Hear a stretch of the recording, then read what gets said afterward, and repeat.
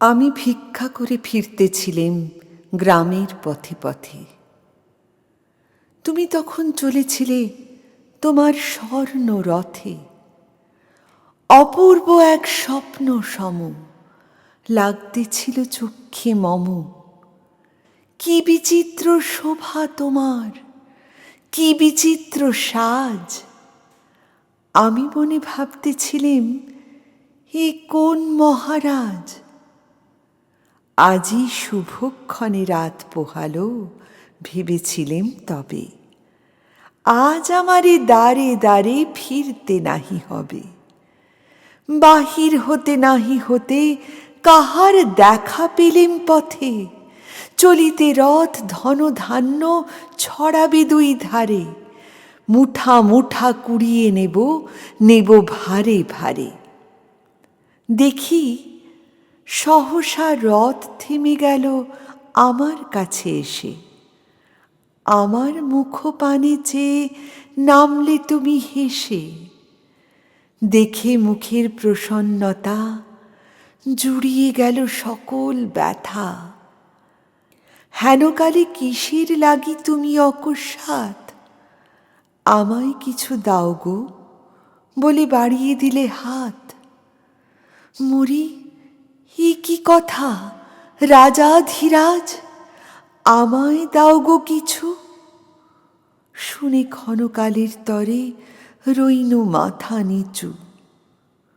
তোমার কি বা অভাব আছে ভিখারি ভিক্ষুকের কাছে? এ কেবল কৌতুকের বশে আমায় প্রবঞ্চনা। ঝুলি হতে দিলেম তুলে একটি ছোট কণা। যবে পাত্রখানি ঘরে এনে উজাড় করি, এ কি ভিক্ষা মাঝে একটি ছোট সোনার কণা দেখি। দিলেম যা রাজ ভিখারি রে, স্বর্ণ হয়ে এলো ফিরে। তখন কাঁদি চোখের জলে দুটি নয়ন ভরে। তোমায় কেন দিইনি আমার সকল শূন্য করে? আমি যখন তার দুয়ারে ভিক্ষা নিতে যাই, তখন যাহা পাই সে যে আমি হারাই বারে বারে। আমি যখন তিনি যখন ভিক্ষা নিতে আসেন আমার দ্বারে, বন্ধ তালা ভেঙে দেখে আপন মাঝে গোপন রতন ভার হারায় না সে আর।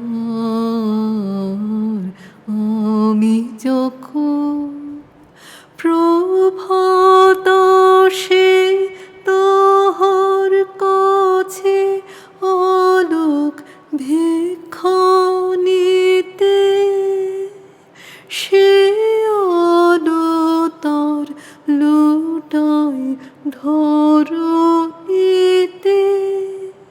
তিনি যখন সন্ধ্যা কাছে দাঁড়ান ঊর্ধ্ব করে, তখন স্তরে স্তরে ফুটে ওঠে অন্ধকারের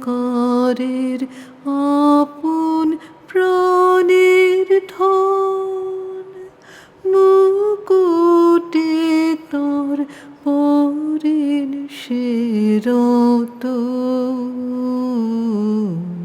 আমি যখন তার দুয়ারে ভিক্ষা নিতে যাই, তখন যাহা পাই সে যে আমি হারাই হয় বারে বারে।